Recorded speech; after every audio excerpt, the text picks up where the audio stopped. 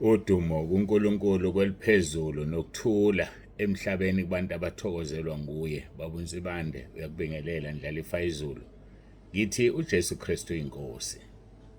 Siyambonga kakhulu kuNkulunkulu wethu, siyamdumisa bangcwele. Akekho njengaye, akekho ufana naye. UnguNkulunkulu ezulwini. UnguNkulunkulu emhlabeni. UnguNkulunkulu ezindaweni zonke ezikhona. Akazange abe khona uNkulunkulu ngaphambi kwakhe, ngoba alikho ngaphambi kwakhe. Ngeke futhi abe khona uNkulunkulu emva kwakhe, ngoba alikho ingemuva kwakhe. Siyambonga kuNkulunkulu, siyamdumisa. uJesu Kristu inkosi. uJesu Kristu inkosi. uJesu Kristu inkosi. Ngibonge kakhulu ukubambisana esibe nakho kulesi sikhathi ebengilingeke ngaso ngokwamafoni, angazi avalwe kanjani. Khona eminye imizamo engifuna ukuyizama ukwashintsha ngikwenza ibhizinisi, ngoba elilodwa uWhatsApp webhizinisi hayi abawuvali wona, kodwa bathi mabe uvalile bebethi musuqala ama-messages amasha. Ngamanye amagama awuvaleki ukuthi ungafiki kuwona, uyangena kuwo, kodwa bathi ungenza ama-messages amasha. Ukuthi balindele ukuthi ufunde kuphela ungaphenduli. Yazi ukuthi kungcono lokho ukufunda ungaphenduli, ngoba ngingakwazi ukufunda ngiwaphushe ngingaphenduli, aphenduleka adinga ukuphendula bese ngiyawayeka. Ngithi mangivulile ngimakhe as unread ukuze ngingabe ngisayithinta. Ngiyacabanga ukuthi mhlambe lokho kuzosisiza nakho, ngoba umuntu uzama yonke into. Siyambonga kuNkulunkulu wethu kakhulu, siyamdumisa. Into engisabayo kwashintsha ngwenze ubhizinisi ukuthi zisazobuya yini ingxoxo. Kusazobuya yini konke ebesivumelene ngakho na? Phela ngiyindoda enovalo esabayo ukuluza information, ngingathi ngizoyi-retriever kanjani. Kodwa sithembeke bazongisiza izinsizwa ze-IT, ngoba ngokugcinwa inkosi kusasa sinawo lo mhlangano. uNkulunkulu anigcina nibiyele. Ngiyanithanda nonke emakhaya, ngiyabonga niziphathe kahle kuleso sikhathi. Hayi kona kusala ukungabi bikho bokhanda kuntshelo kwakhe. Nama-emojis ehlile kakhulu. Ngethemba nibonile. Sekunjalo nibonile. Angifuni sibange. Uma kunomuntu omcelelayo ukuthi ucela ngena buyele, ngiyalalela nje ngithule bese ngingenzi lutho. Ngoba sesifikile isikhathi sokuthi abantu babe serious. Azi umuntu ukuthi mayifake i-emoji uphumile akakwazi ukubuya.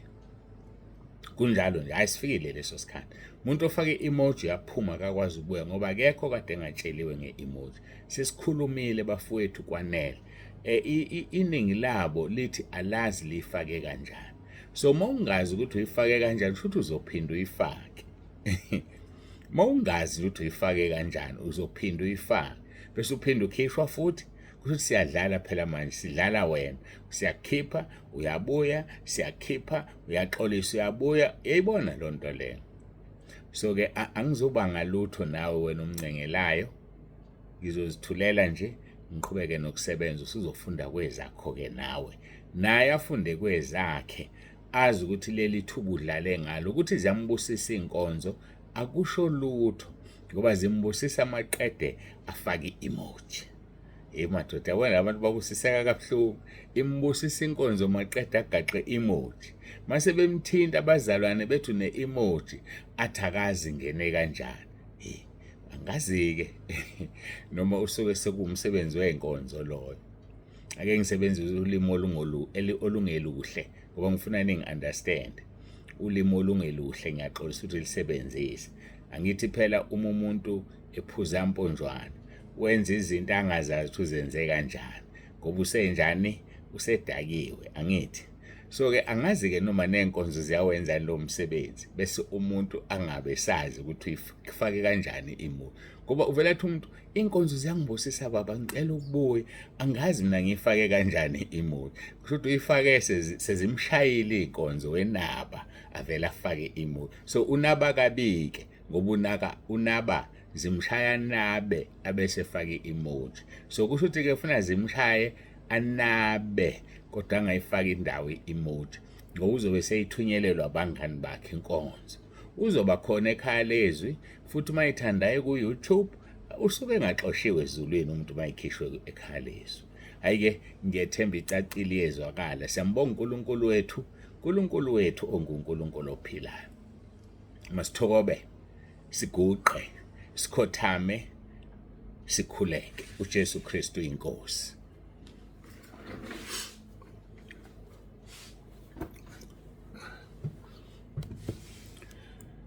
Baba ongcwele, Baba olungileyo, uNkulunkulu wethu nomusa, siyabonga ukuthi usenzela umusa noma thina singenzi kahle. Uyasihawukela noma singenzi kahle, uyasinikeza i-second chance ngokuthi umuntu angakwazi ukucela omunye amthumelele inkonzo. Umuntu angakwazi ukuthi aye ku YouTube la ngekho khona ama-emoji azilandele khona inkonzo. Siyabonga Nkosi ngoba wena kanye nokulingwa khona indlela yokuphepha. Siza ke Nkosi abantwana bakho baqikelele, bazi ukuthi kuyisono ukunganaki. Umethu umuntu akazi uyifake kanjani emoji shothi akazange anake. Umethu umuntu ingane yakhe akazi uma isukela noma kwenzekeni, kodwa ucinga kulona lwezingane lolu oluphathizwe lakho. Mabafunda abantu ukuthi ucinga kulona lokudlala izingane. Ngiyacela ke Nkosi usisize kukhona konke umsebenzi wakho uhamba uye phambili. Ngiyakhuleka Nkosi, ngikhulekela abagulayo. Ngiyacela uNkulunkulu wami ubaphilise. Siza kuwe Nkosi, sihlangana sonke siyikhalezwi, siyintaba endlu kaJehova kuyabonelelwa. Sikhulekele sibaziyo nesingabazi. Sithi mabakhululwe edemonini lokugula. Ngiyaliyala leli demoni ngithumela amandla obumnyama esihogweni. Siyamkhumbula nobaba ubhekisisa Sibisi. Siyezwa Nkosi ukuthi usesibhedlela. Ngiyacela uNkulunkulu wami umhambele kuleyo ndawo. Usithembisile ukuthi imkhuleko enziwa kule ndawo uyoyizwa iphendule. Ngimletha kuwena ke Nkosi ubhekisisa Sibisi. Ngiyacela uNkulunkulu wami khona lapha esibhedlela ICU ngenelela. Qalekisa imoya, amademoni, amadevil oshiphaza wanasabelo phezu kwakhe, mbiyele ngomlilo wasezulwini. Siyabonga Nkosi kakhulu ngawe ngoba uvumile uJesu uthandazile uRoma 10:9 ngesikhathi sithintana izolo. Kuzwakala ukuthi kunzima. Nkosi icebo lethu akungabi ngelakho. Cabango yakhe iphakeme kuneyethu. Eyethu intando mangenzeki kuphase yakho. Siyacela ke Nkosi icebo lakho lifezeke. Mphiliseke ngokwethu siyacela, kodwa sibe singamelani nentando yakho. uNkulunkulu wami nabo bonke abagulayo nabagulelwayo, ngiza kuwe Nkosi, ngiyacela ukuthi ungenelele. Kulona loyo athandazisa umkhuleko uRoma 10:9. Kulona loyo kubonakala ephakama, kubonakala esinda, kubonakala lidunyiswa igama lakho. Ngoba wena ophilisayo akusimina. Nkosi sibonga le voice oyigcobileyo okhuluma ngayo wena uqobo ngoRoma 10:9. Qhubeka kuwenza umsebenzi. Noma bengakhuluma kabi, noma bengathini ngale voice, wena Nkosi wathi makwenziwe intando yakho le. Sebenza ke Nkosi ummangaliso. Noma ikuphi la ufakwa khona lo mkhuleko usebenze. Sibongile ukubuzwa nokuthi abafile bayavuswa, ukuthi nabanekhensa bayaphiliswa, nabanengculazi bayaphiliswa, nabanoma isiphi isifo ngenxa yalomkhuleko uRoma 10:9. Ngenxa yale voice oyigcobileyo. Qhubeka ke Nkosi, ithi mayikhuleka amademoni abaleke. Siyezwa nabanye bayasho ukuthi mabelalela lo mkhuleko bayawuzonda. Ungazondwa ayibona, uzondwa imimoya yokubona. Mabelalela lo mkhuleko baphelelwa ukuhlala endlini behle benyuka ngoba yasha amademoni. Ngegama leNkosi uJesu Kristu ophilayo, qhubeka nokugcoba uRoma 10 verse 9, qhubeka nokusebenzisa Nkosi, bakuvume ukuthi wena uJesu oyinkosi yethu ephilayo, bavume bathi uJesu Kristu uyinkosi ngalo Roma 10 verse 9, bangene ezulwini ngalo Roma 10 verse 9, sangena iselelesi nabo futhi bangangena, sonke siyangena ngalelizwi. Siyabonga ke Nkosi, udumo lonke silinikeza wena, philisa bonke abagulayo nabagula emphefumulweni, ngiyaluhlobo lwawo lonke lwamadimoni lokubona luphume luhambe, baphilise Nkosi, ubabiyele ubagcine. Sicela konke lokhu ngoJesu Kristu inkosi yethu ephilayo. uJesu Kristu inkosi, uJesu Kristu inkosi, uJesu Kristu inkosi. Amen.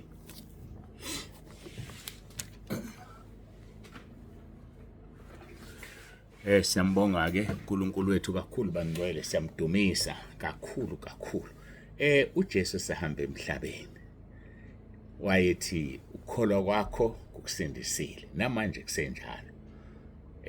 Usengenzile ngathandaza ngendlela engithandaze ngayo, bengazi ngizothandaza kanje, bengazi ngizokhulekela abagulayo, kodwa usekwenzile yena. Njengoba sekwenzile-ke wena kholwa ukuthi usuphilile. Hayi mina ngazi uma ngizwa, kholwa ukuthi uphilile, sukuma uthabathe icansi lakho uhambe.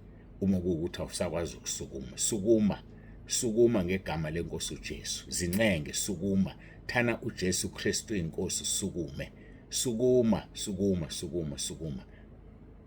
Makuwukuthi unohlobo oluthize, hamba uyohlola usuphilile, kholwa ukuthi uphilile. uJesu Kristu inkosi. Ava kithi sikhonza ingadlangadla, insimbi kayigotshwa.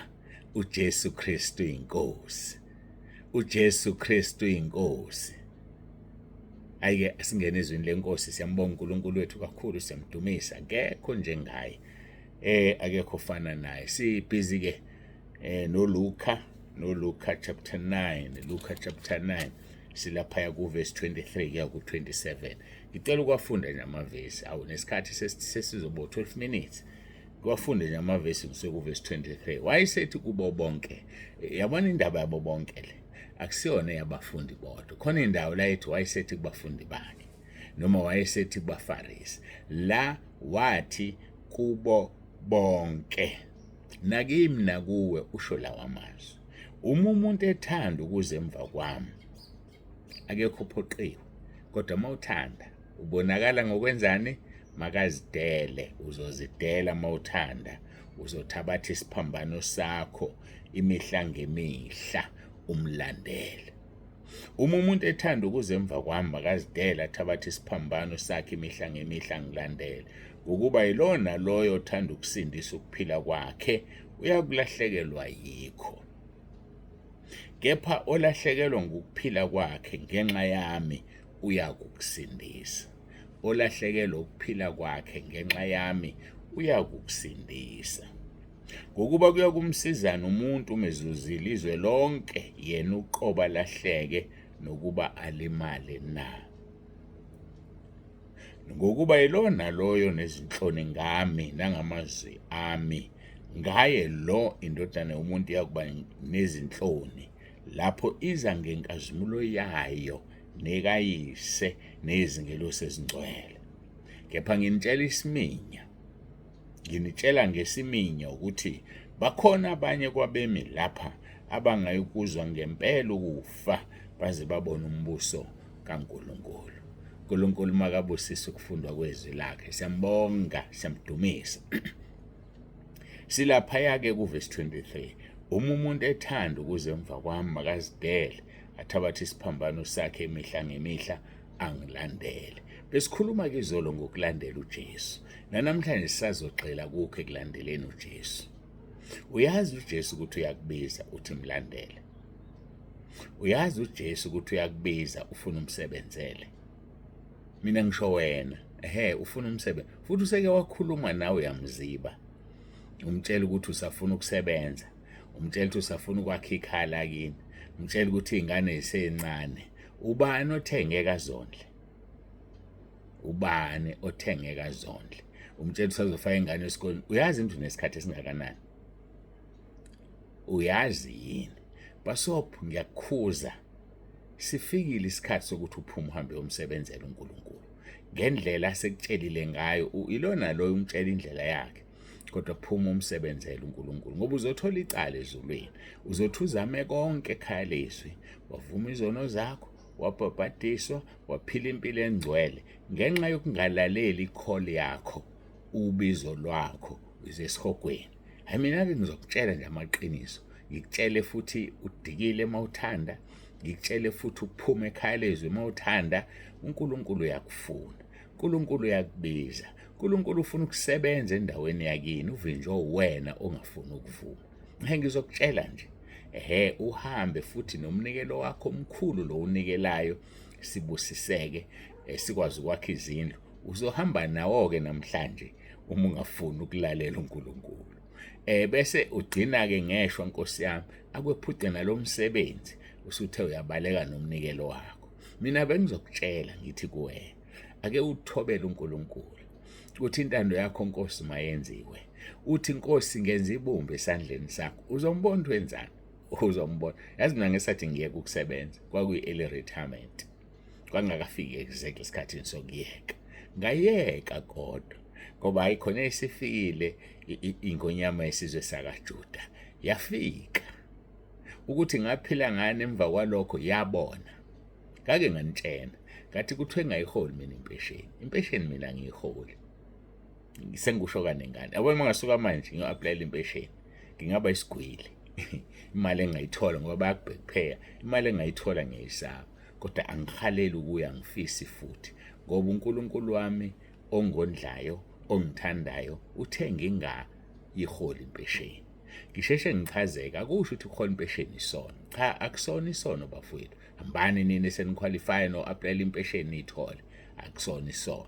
Kodwa mina wangitshela wathi ngenxa yomsebenzi wakhe engiwenzayo kuzohamba kufike la uhulumeni esincikisela khona ngempesheni, athi yenza ukuthi uma ungenzi ngizovala impesheni. Imali yahlupha-ke nalento yokuthi udiphende kuyona. Uzozithola uphika uJesu ngenxa yemali, uphaphamise kulate kanti usumphikile. So wathi nje angingayiholi imali yempesheni. So angiyiholi-ke bafowethu imali yempesheni, dala ngaqualify, angiyiholi. So-ke uyena othe ngayiholi, akashongo ukuthi kuwena kuyisono. Angazi noma uyangizwa yini. Ngithi angicacise lonto abantu bazoba ukuhola impesheni, ilungelo lakho njengesakhamuzi sase-South Africa, hamba uhola impesheni. Imina ukuthiwe ngingayiholi ukuze ngingadiphendi kuyo, ngidiphende kuNkulunkulu wami uqobo. Lo nguNkulunkulu wakho, uNkulunkulu wethu, uNkulunkulu ka-Abrahama, uNkulunkulu ka-Isaka, uNkulunkulu kaJakobe. Udumo lonke malube kuye ngoba yena unguNkulunkulu ophakeme, ungusomandla, ongebonwe, uhlala ekhanyeni ongesondelwe kukho, unokungafi. Dumo lonke nenkazimulo kuya kuyena. So-ke asikhulume-ke ngokumlandela kafushane nje kuyo le chapter. Masijikela ngale kuverse 57 kukhulunywa ngokumlandela uJesu. Kuthiwa-ke kwathi behamba endleleni umuntu othile wathi kuye, ngiza kukulandela noma uya ngaphi. Istatement esinzima lesi, esihle kodwa asilindele uJesu kulo naloyo omlandelayo. Ngizokulandela Nkosi Jesu noma ngabe uyaphi. Kokungukuthi ngizokulandela kuze kube sekufeni, ngizokulandela kuze kube sesiphambanweni, ngizokulandela Nkosi Jesu kuze ube phambi kaPilato, la kwahlehla khona uPetro bamphika, eshilo wathi lingakakhali kathathu iqhuthu uzongiphika. Lingakakhali iqhuthu uzongiphika kathathu, ngiqonda ukusho lokho. Nangempela wamphika. So lo uthi ngizokulandela noma uyaphi, ngomagama usho ukuthi nala uPetro engeke angene khona, mina ngizokulandela. Mina ngiyakubuza-ke wena, uyamlandela yini? Noma sekunemali uyamlandela? Ngisho sekufanele ubribe, uyabribe noma uyamlandela? Ngisho sekufanele babribe wena, bakunikeze izigidigidi zemali, uyazinqaba ngoba ufuna ukulandela uJesu? Phela uma umlandela noma uyaphi, ngisho endlini encane, kufanele uhambe naye, ngisho endlini encane. Ngangayixoxa lento ngelinye ilanga yokuthi kunomama owathanda amadodana akhe njalo, umehamba ngemoto athi asithandazeni bazalwane, uJesu ahambe nani, athandaze bese beyabayeka uyahamba. Ngelinye ilanga abafana babejahile, wathi umama wabo, bafana bamanini, asithandazeni. Bathi kahle thina mama sesijahe kakhulu. Wathi hayi bo, asithandazeni, nizohamba kanjani uJesu engeke? Bathi faka uJesu wakho lapha ebhuthini. Bathi kuthiwa-ke umama lo wayebaphathisa amaqanda, uthi abomphathela amaqanda sebebuya. Nangempela-ke bahambe indlela zabo, bawathenga amaqanda bawafaka ebhuthini. Khumbula ukuthi batheni kumama, faka uJesu wakho loyo ebhuthini yemoto. Bahamba-ke, mase bebuya kwenzeka isiphihli se-accident, yagoqana imoto yancane, bafa bonke. Mase kufikwa kuthiwa imoto igoqene incane, abafana bafile, kodwa amaqanda kukhona elilodwa elifile. Yindaba lingekho elifile ngoba uJesu behlezi namaqanda ebhuthini. Uhlezi namaqanda ebhuthini. Banqabile ukuhlala naye, bathi mfake ebhuthini uJesu wakho. Wasindisa amaqanda ngoba usindisa noma yini la ehlezi khona. Wake wasindisa umkhumbi. Yezu usucwile, abafundi bamvuselele, bathi Nkosi ulele siyafa. Wathi nine nokukholo okuncane, wawukhuza umoya, wayikhuza olukhuza ulwandle. Bathi kanti ungubani lo? Hayi mina ngithi ungayenzi into ungahambi naye, kodwa ukuhambeni kwakho naye musufuna yena kulandele. Abafana bafuna yena abalandele, ahlale kuphi ebhuthini, avaleleke kuphi ebhuthini. UJesu kuNkulunkulu, uyabona noma ehlezi ebhuthini. So ungamthatha umfake ebhuthini, musukumfihla. Mabambona abantu uJesu wakho, mabam-appreciate abantu uJesu wakho. Vela ukuthi ukhonza uNkulunkulu wena, vela ukuthi uyisikhonzi sikaJesu nomphathi wemfihlakalo zikaNkulunkulu. Ungamfaki ebhuthini. Musukumfihla. Bamfihla abafana, akabavikelanga. Uthi-ke lo, ngiza kukulandela noma uya ngaphi.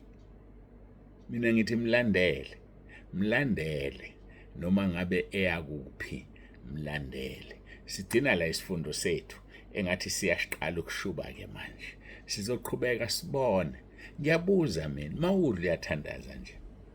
Mawuphuza amanzi, mina ngisho amanzi, uyawabusisa?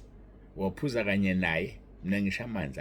Angisakhulumi ngetiye eshisiswayo ifaka ushwele enze yonke. Ngisho amanzi, pure water.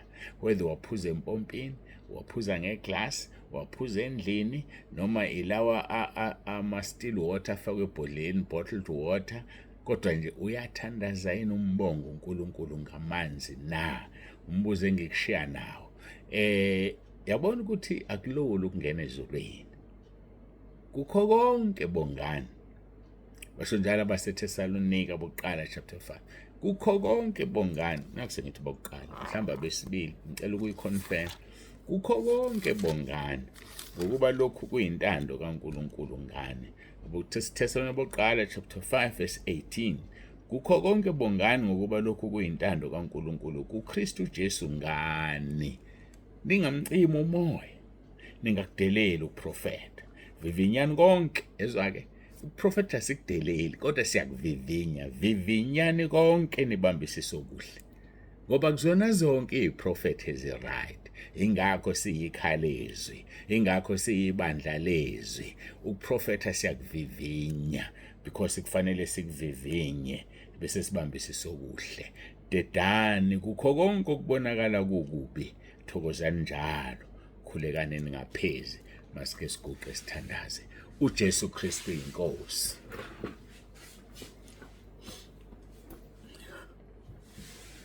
Baba wethu ongcwele, uNkulunkulu onomusa, siyathoba phambi kobuso bakho nangayo lenkonzo. Siyakubonga uthando sithande ngalo. Ngenelela-ke Nkosi empilweni zethu, sisize silizwe silenze izwi lakho, sihambe njengoba uthanda, sihambe njengokomgomo wakho. Sinika wena udumo-ke Nkosi lukufanele ikhathi zingakabikho namanje kuze kube phakade. uJesu Kristu inkosi. Amen.